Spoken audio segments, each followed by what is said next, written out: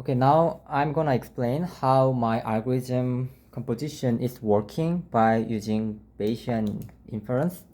So we are basically trying to obtain two variables. The first variable is cell type proportion matrix, which has the following shape: the number of um, cells by number of cell types. And the other variable is niche abundance matrix P, which has the following shape: so number of cells by number of niches. So basically we are using Bayesian inference. So Bayesian inference is basically to maximize the elbow term. So it can be explained by argmax of C and P of elbow term. And by definition, elbow term can be represented by expectation of log something.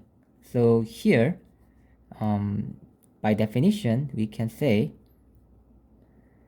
the numerator is the joint distribution of all the variables, and the denominator is Q of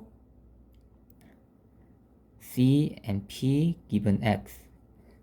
The given X can be omitted sometimes, but actually including the given X term, the conditional term, is actually the formulaic convention when it comes to the Bayesian inference. So just because Q is something like that, so here the expectation should also be related to this term. And so let's decompose the numerator term. So argmax of C and P and expectation of Q. By the way, P is the true distribution, true probability distribution, while Q is called a surrogate probability distribution to approximate the true distribution. Q, P bar X and log P of.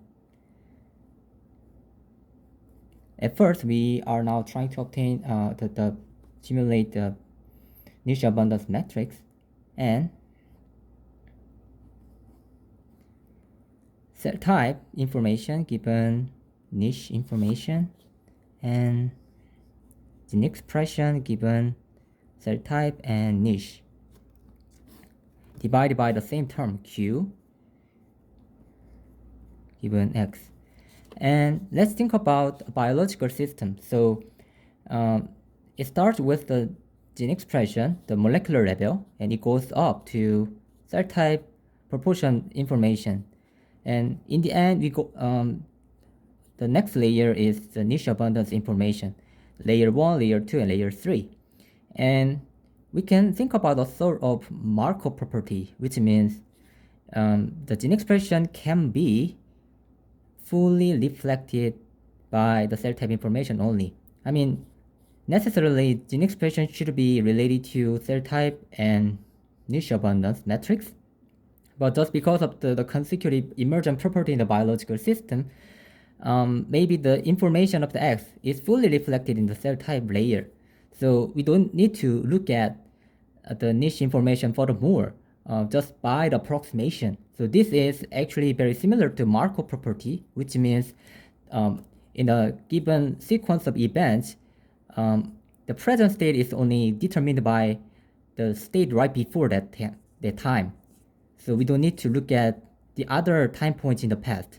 So this just because of the Markov property and the emergent biological system, we can approximate this term as gene expression given cell only. And also, let's look at the denominator. Even if when gene expression is given, the cell type and niche abundance can be expressed by the joint probability distribution. Just by simplicity, we can make it as a product of two terms. The first one is the dependency of the cell type given X, the gene expression, and the other term is the niche information by X. So this term is also simplified by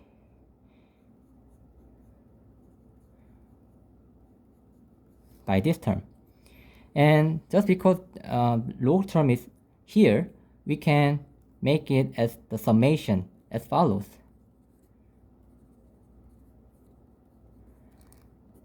So let's look at it. So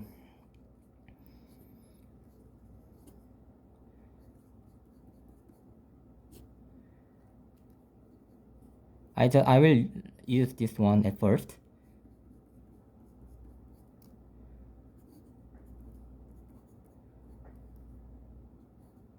And let's look at it.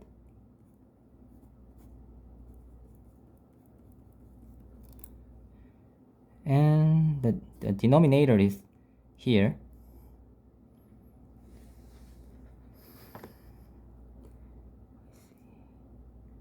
By the way, I will not use it at first. I will use it this one at this time. And the denominator is here. And lastly, we can use this term.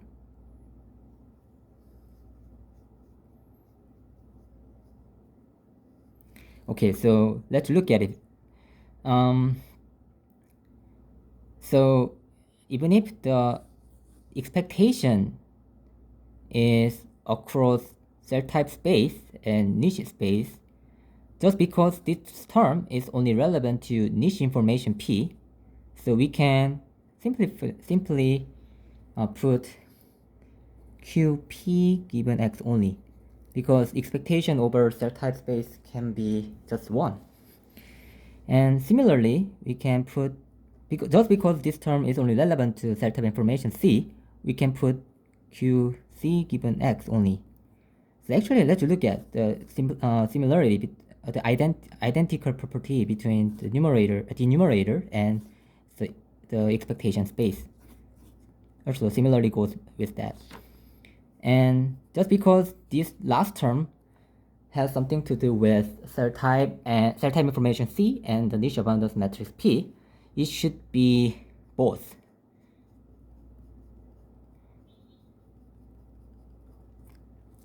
And now I assume that the prior distribution of the niche abundance matrix P is proportional to a product of one distribution, the Gaussian Markov random field distribution of niche abundance P, and the other Dirichlet distribution. Dirichlet distribution is modeling the composite elements of a certain system. So it can be because there are 32 niches in our implementation, and basically it can be represented as D. There are many components in it. So the introduction of the Dirichlet distribution is very natural. And even if this is proportional, we are now only considering argmax. So we can simply say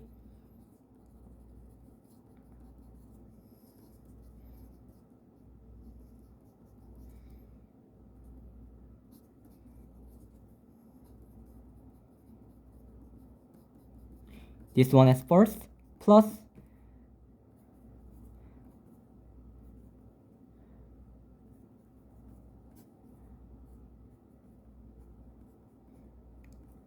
this one is second, and this is actually we define it as negative of loss of spatial,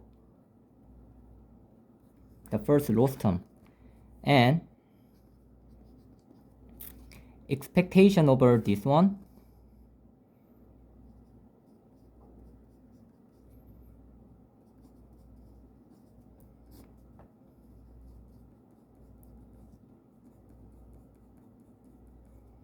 and we define it as negative of loss of reconstruction because it tries to reconstruct the gene expression.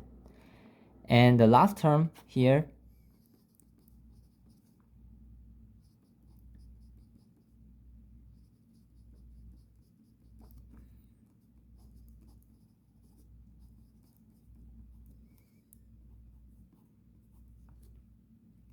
is defined as negative of loss classification.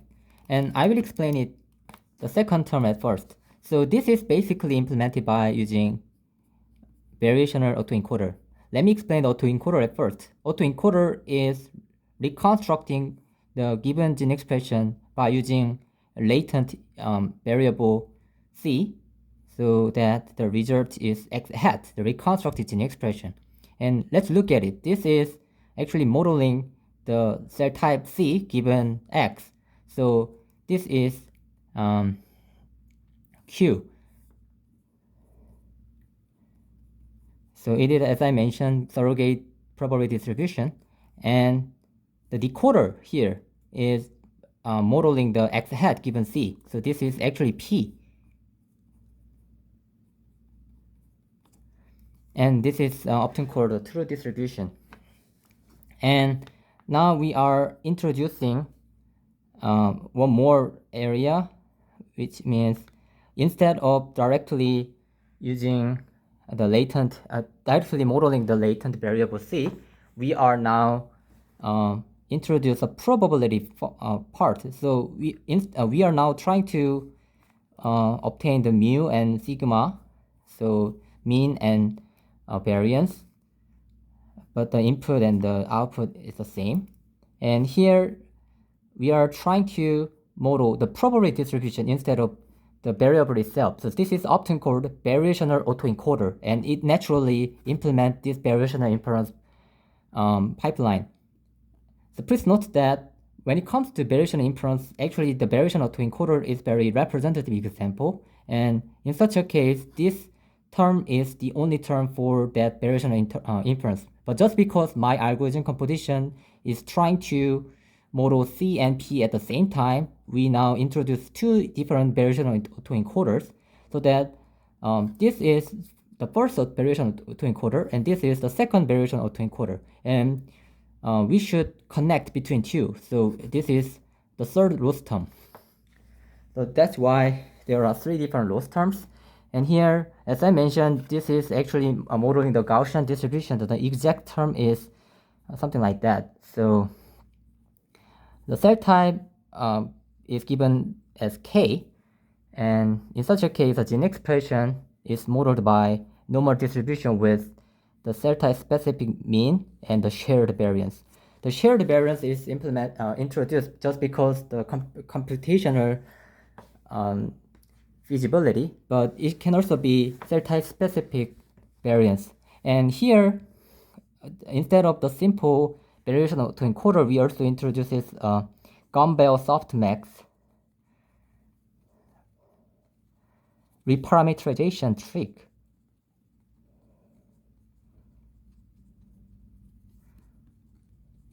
To model the categorical property of the cell type. Let's think about the cell type. Cell type is categorical. It's not continuous. So the latent variable should be categorical. So this is often the Gumbel softmax reparameterization trick is often used in such a case. And let's look at the similarity between this one and this one. Actually, the Dirichlet distribution has also similar term regarding the variational inference. So it's actually implemented by using very similar approach. And even if I mentioned the Dirichlet distribution is basically modeling a composite variable by using Laplace approximation, which means every complex distribution can be regarded as Gaussian distribution. We can also think about it as Gaussian. As I mentioned, I also mentioned Gaussian stuff here. So this is also similarly implemented. And Gaussian Markov random field is also similar to Gaussian. This is using Laplacian matrix. And just because of the very good property of the Laplacian matrix, this Gaussian Markov random field term can also be similarly represented as a sort of spatially aware Gaussian. So they are basically very similar to each other when it comes to the shape. And the last term is the classification term. And now we are modeling the cell type given niche. So this is often called like factor analysis, factorization, or negative matrix factorization, topic analysis. There are several names about it. So it is basically for low-rank approximation. So let's think about the C. As I mentioned, C has number of cells by number of cell types. And it is now decomposed into two different matrices. The first one is P, N by D. And the second matrix is cell type niche colocalization matrix. There are several names, but it's fine not to call it exactly. So this is represented as phi, and for example, in a single niche, we can say cell type 1 and cell type 2 are colocalized. In another niche, cell type 3 and cell type 4 are colocalized. So this topic analysis, we are actually using LDA, latent directional analysis, but this is also one kind of topic analysis. So by using topic analysis, we can say first explainability, second, how should I say this?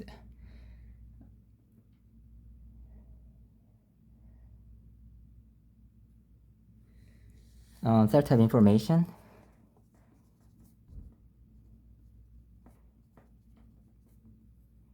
and concept pattern model,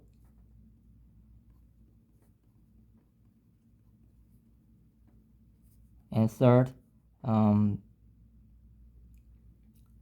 disentanglement setting. So I think this, actually the second and third properties are included in this explainability stuff. So this matrix phi can provide a certain novel knowledge or very important biological property given the system. So this is what I am modeling as a composition. Thank you.